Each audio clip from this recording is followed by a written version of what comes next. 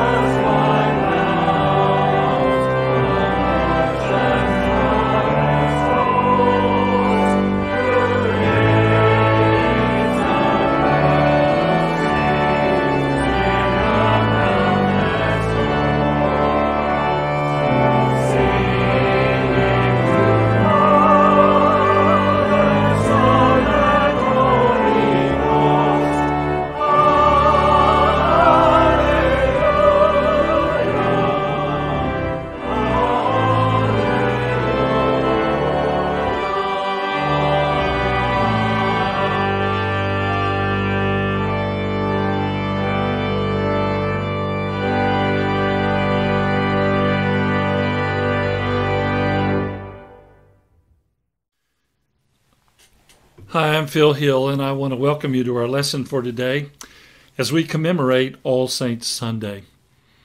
It's a day when we remember those who have touched our lives and from our community of faith, who have passed on, and we carry on their legacy. Probably you have known someone in the last year who has passed away, and we want to remember them, and we want to pray for you as well as God consoles us all and embraces us through this time of grief. You know, one of the most important qualities of life is our attitude. Years ago, somebody left a piece of paper on my desk. It was a quote from Charles Swindoll, and it read, "The longer I live, the more I realize the impact of attitude on life. Attitude to me is more important than facts. It's more important than the past, than education, than money, than circumstances, than failures, than successes, than what other people think or say I do. It's more important than appearance, giftedness, or skill.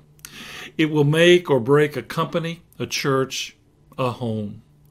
The remarkable thing is that we have a choice every day regarding the attitude that we embrace for the day. We cannot change our past. We cannot change the fact that people will act in a certain way. We cannot change the inevitable. The only thing we can do is play on the one string we have, and that is our attitude. I am convinced that life is 10% what happens to me and 90% of how I react to it. You know, my friends, we hear the question, well, is the glass half full or half empty? And the answer to that question reveals a fundamental attitude of the person that's answering the question. You know, I was taught long ago, and I must confess I'm still learning, that it's not what happens to you, but what you do with what happens to you that is important. Attitude is more powerful than education. Attitude is more powerful than money. Attitude is more important than failures. Attitude is more important than success. And so today, I'd like to share with you some ideas about the Beatitudes of Jesus. You notice I put a hyphen in that religious term, beatitude, and I got attitude. Attitudes of being, attitudes of existence, attitudes for life and living. Jesus talked to his disciples about the fundamental attitudes of life, about the kind of people that God wanted his disciples to be. And Jesus didn't talk so much, about health, didn't talk about jobs, didn't talk about job security or job possibility. Jesus didn't even talk about our kids and living one's life through one's children or grandchildren. But Jesus did talk about the Beatitudes. And so on this All Saints Sunday, I'd like us to look at the fundamental attitudes of being, the basic attitudes of life and living, guided by Jesus' own Beatitudes. Let me show you what I'm talking about. First, happy are the poor in spirit. Now that's kind of a strange phrase, poor in spirit. It means that we know our need for God.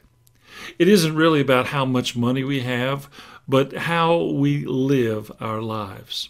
And I think about a lady named Ruby Weinbarger and how she lived life loving humor and always looking for the positive.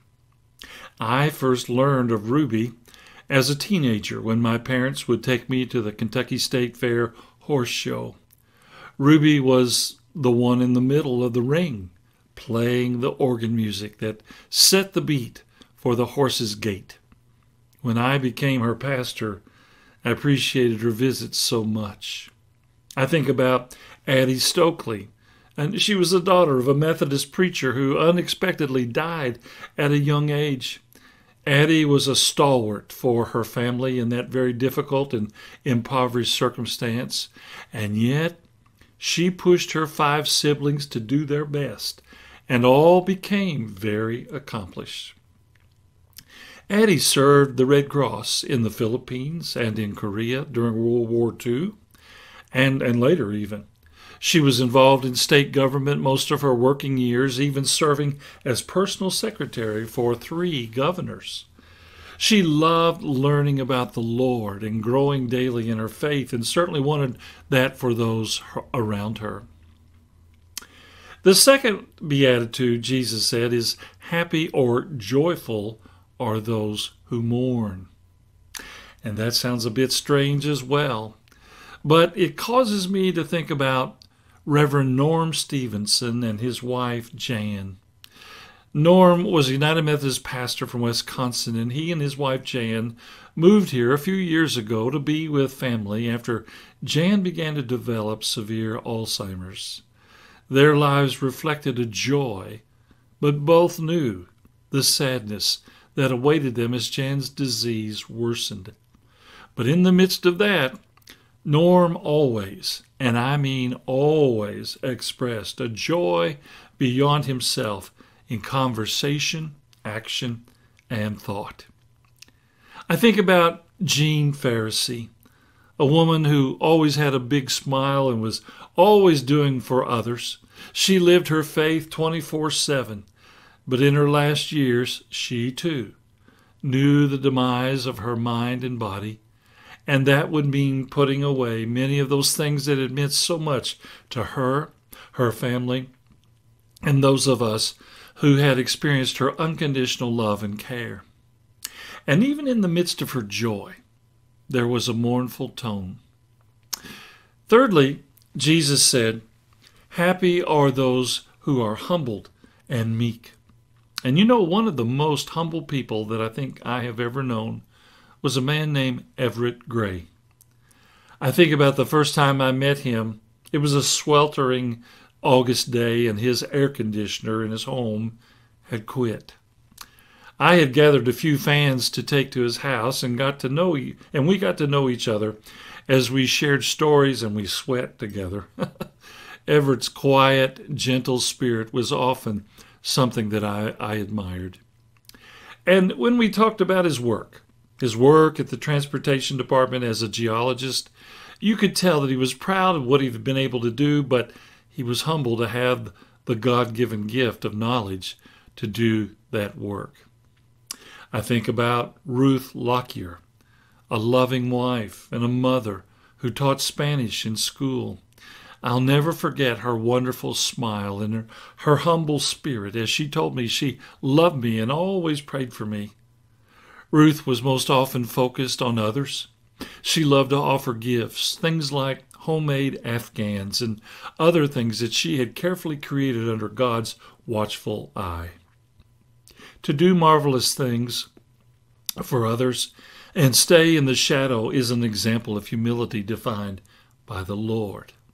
That's a B attitude. Fourthly, Jesus said, happy and joyful are those who hunger and thirst for what is right. I think about Martha Bush, being raised under a strict father who taught her right from wrong. Martha and her beloved husband, Charles, they worked so diligently at raising their family. Charles would often be away with his construction and coal mining business, leaving Martha to do her best to teach right values as she raised 3 children. There wasn't much time for anything else, but she grieved the loss of a sister to cancer, and eventually Martha became one of the first in Frankfort to go door to door raising funds for cancer research. She felt so strongly that it was the right thing to do. Charles Bush, he was brought up in similar fashion, to always do the right thing, treat others with respect and dignity, to be a great teammate. And Charles leaves us with a legacy that reminds us to work hard and that life is fulfilled by those who do what they say. If you asked Charles to do something, friends, he would bust through walls to get it done. It seemed he could fix anything, and he understood well the muck and the yuck of life. But he also understood that new life was born out of that, and that brought him endless joy. Fifthly, Happy and joyful are those who are merciful and kind. And when I thought about this beatitude, I thought about so many of those that we remember this day. But Bob Johnston may well be the definition of kindness.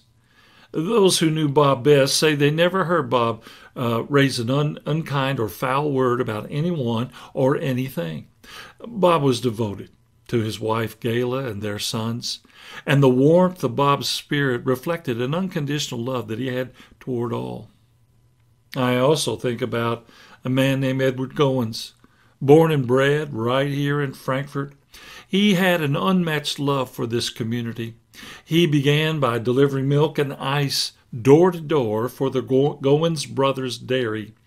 But later he stretched his vision for a greater community by helping develop the Indian Hills subdivision. His passion for people and caring for them in times of need was the greatest. And the best way that he could accomplish that was in the insurance business, where he saw the good, the bad, and the ugly of people. He loved the political climate of Frankfort, but through it all, his love for his family, especially his 5 grandchildren, was unsurpassed. 6 is happy or joyful are the pure in heart. This is a fundamental attitude, an attitude of being, an attitude of existence, an attitude for life and living. Happy are those who have clean hearts.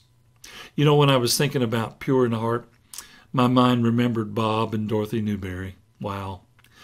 No, I'm sure Bob and Dorothy weren't perfect, but they seemed to live each day in hopes of making it count. Dorothy was a competitor in sports like tennis and golf, but Bob worked at the Kentucky Automobile Dealers Association, and his employees all talk about what a joy he was to work for and with. They both loved to travel, and they'd go to places that, well, always seemed to raise their interest of God's creation and how in the simplest of things there could be joy. Their normal, quiet, humble way was a wonderful reminder to others to pause and breathe. Breathe in the experience of the now. We will cherish their sweet spirit. And then 7, Jesus said, "Blessed and happy are the peacemakers." I think of Adam Decker, a young man who served in multiple tours of duty for our nation and worked hard to defend our country, and later in his career as the cyber security chief for UPS Global.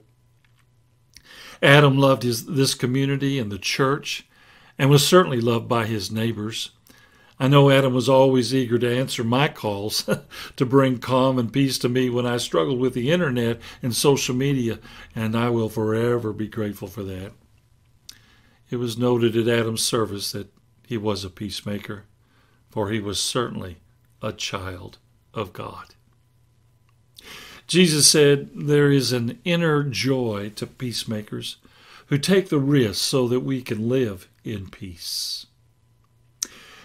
Numbers 8 and 9, happy and joyful are those who are persecuted for righteousness' sake, for theirs is the kingdom of heaven.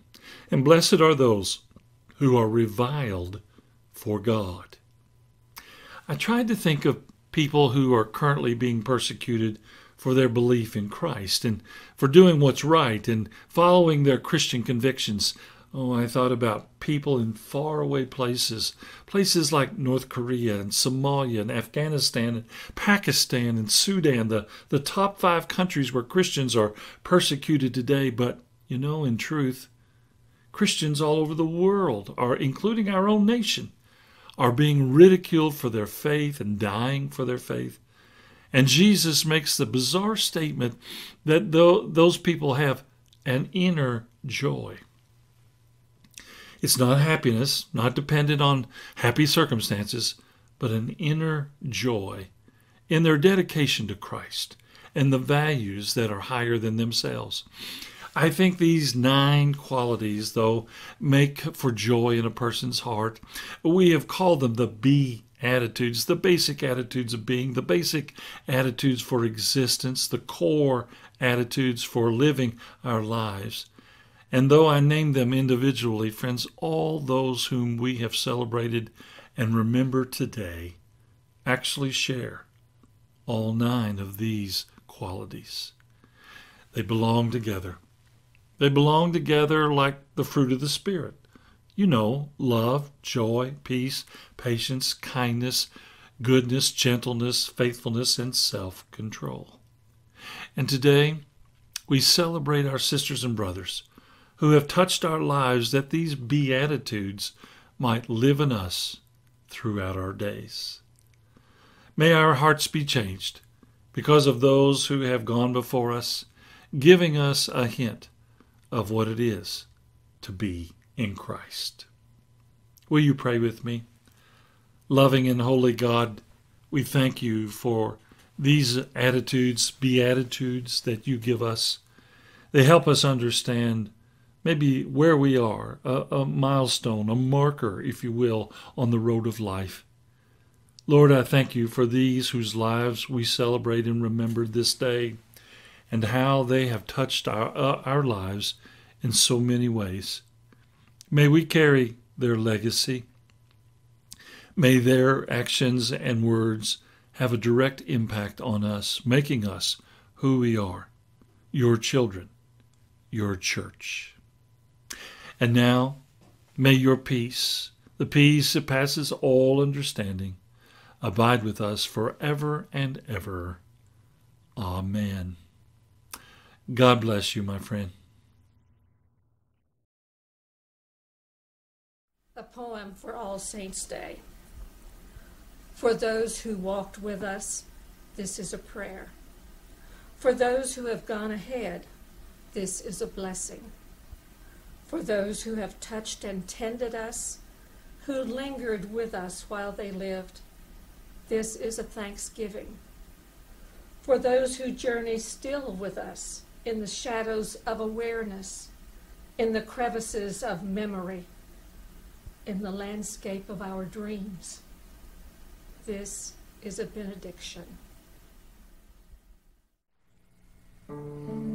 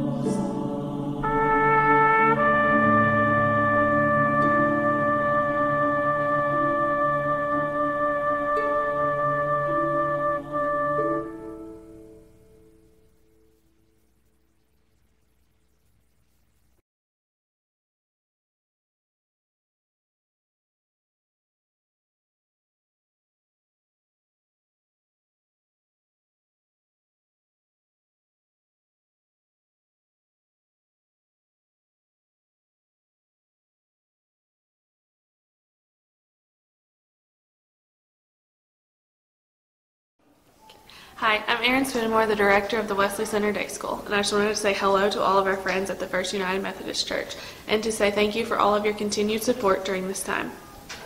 We are currently operating under the state regulations and are running safely, and we hope that you are staying safe and healthy too. Hi, I'm Diana Gregory.